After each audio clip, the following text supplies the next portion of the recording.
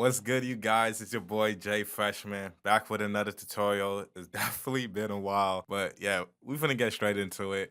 So, how to make melodies more easily, or just kind of having a idea and the mindset behind it.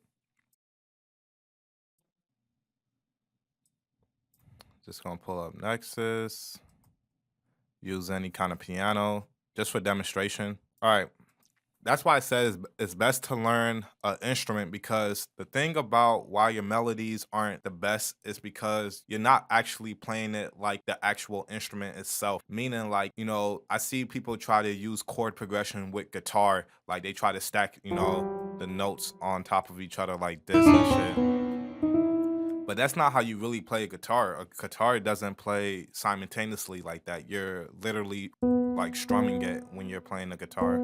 You're doing something like that.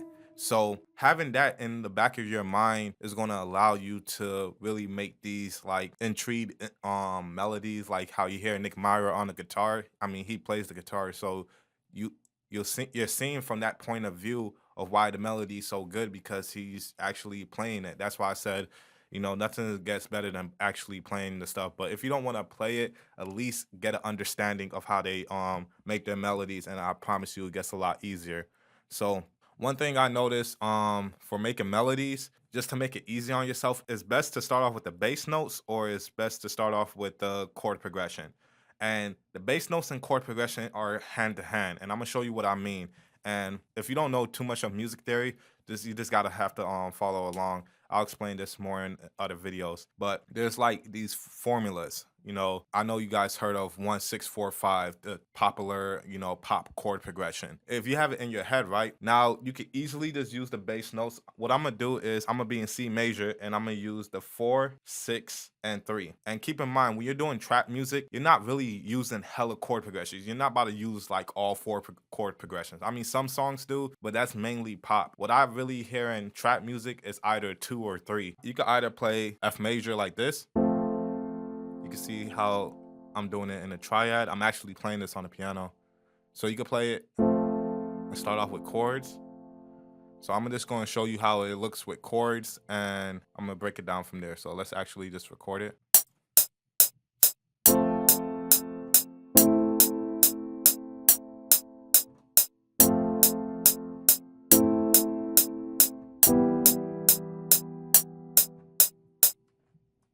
So once you have that, like that's like the foundation, honestly. Let me just quantize a bit. And since you're in C major, all you have to really do is just play any of the white keys and it will sound good. So like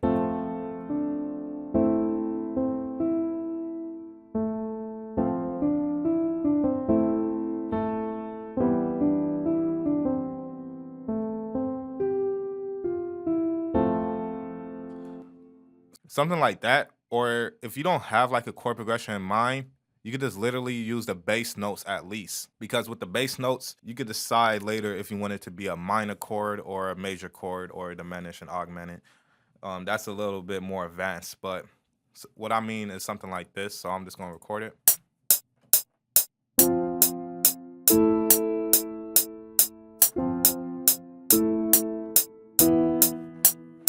All right, kind of messed up a little. Let's quantize it. So this is another trick with piano, what piano players do. So we use our octaves and we use the fifth. And if you don't really understand music theory, I'm just gonna break it down real quick. In a chord progression, you usually have 3 notes. That's like the purest form, which is called triad. And the top note is usually the fifth. So don't get confused by this. This is just the octave. This is just FF. Oh shit. Let me just do it like that. So you can see that this is just the same key in a higher octave, but the actual chord could either be a minor chord or it could be a major. In this sense, I'm thinking of the major, but this would be the fifth because that would be the top if this wasn't there. It's same chord progression that I use for the other melody. So now with having that in mind, bro, music is just pattern blocks that you just put together because this is just a pattern block that I see a lot of musicians use. Like, try to watch one of those piano videos. I know y'all seen them. It's called damn, what is it called? Synesthesia? I'm tweaking. It can't be called that. You know where the notes is coming down on the screen. I'm calling it synesthesia. I know it's definitely not that. But if you're a piano player, you start to realize, oh, these are certain patterns. They're either using just octaves, or they're using the octaves and the fifth, or they using octaves plus the chords. You'll start to see it. So let's just hear it.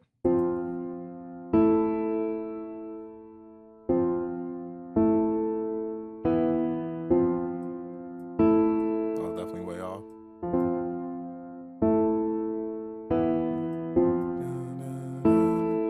And see, that's why I said start off with the chord progression, because then you're setting the tone pretty much. You're setting the harmony of it, and then your mind will just start to really come up with melodies in your head. You just gotta be patient with it too. Like, don't just jump into making a melody. Like, let this ride real quick. And like I said, since we in C major, one of the easiest scales, you could just use all white notes. Like, you can't go wrong. Like, you can't go wrong. And also keep in mind, like how I said, pattern blocks. There's pattern blocks that you can use in the right hand, which is like arpeggiating notes. So something like this.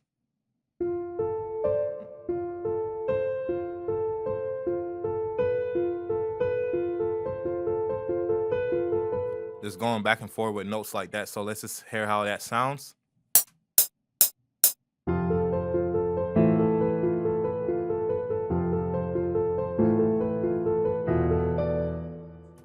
And then I'm just gonna add a little that F right there. So this is like arpeggiating back and forth. So once you start to like understand how to play an instrument, you'll start to see every instrument has its own kind of pattern blocks that you put together, and this is what really makes you sound like make your melodies sound like really good, because now you're understanding how it's being actually played on the actual instrument. So together it's like this.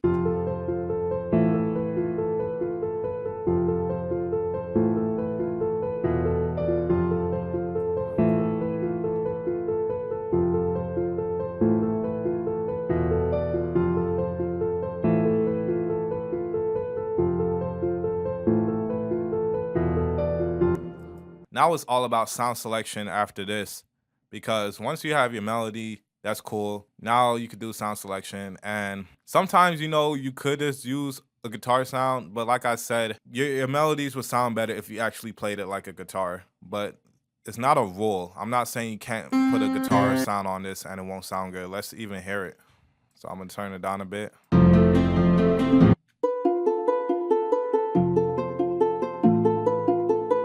That's actually sick, you feel me?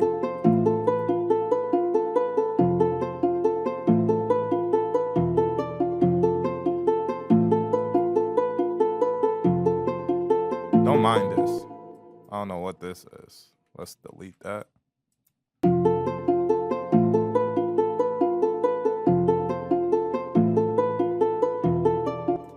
And that's sick. And then, boom, we could just throw some drums on it.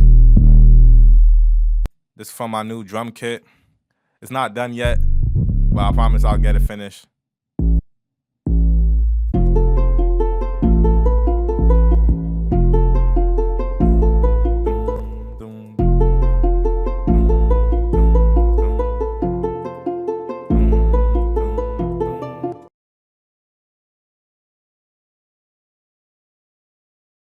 This is just another kind of music theory thing. I'm telling y'all, music theory is important, man. Don't let nobody, tell you different. And don't get so caught up in using loops all the time and stuff. Like, especially if you want to like further your creativity, because a lot of you guys, I know it's not a quick buck to you. This is something that you're gonna probably be doing for a while. So you might as well get more of an understanding instead of being on your training wheels for like 50 I was about to say 50 years, for like 2 years straight, just being on training wheels.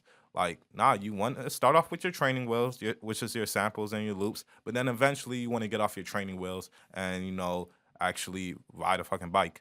So, but just be self-aware. Like, if you're doing loops and you like that vibe and you like the workflow is just great for you, keep it like that, bro. But if you are that person where it's like you're using loops and you're still feeling like, oh, you're feeling like you're limiting yourself, that's a good indicator that you're probably going to be one of those producers that want to dive a bit deeper, and as you should.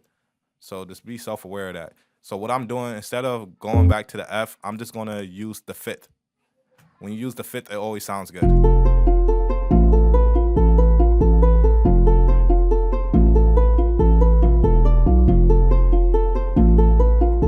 Something like that.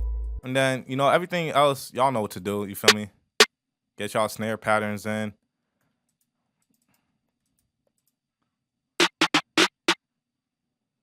And there's something dope about this drum kit where it's like, I don't want to give it away, but you'll be able to see what the secret sauce is for this kit.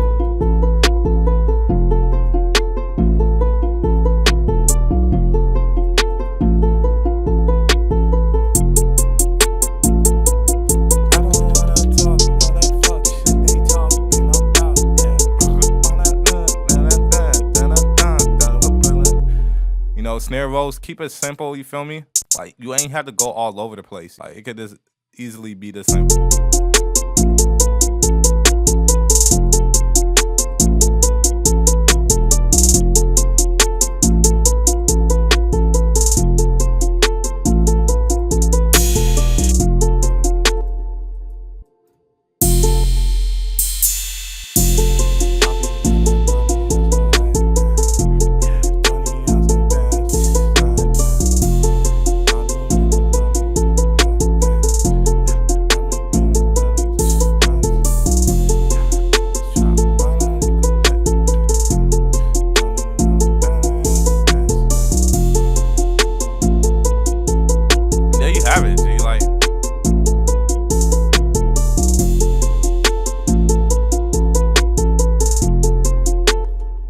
There's so much you can do. I'm just showing you guys the basics, G. Understanding that there's patterns in the music, patterns for every instrument that you play. There's certain techniques that people use. Once you understand those for the instruments that you're playing with, then it's all about pattern blocks. This is pretty much an arpeggio at the top and, octaves and fifths right here. This is not a chord progression. This is octaves and fifths. So, peace out, you guys.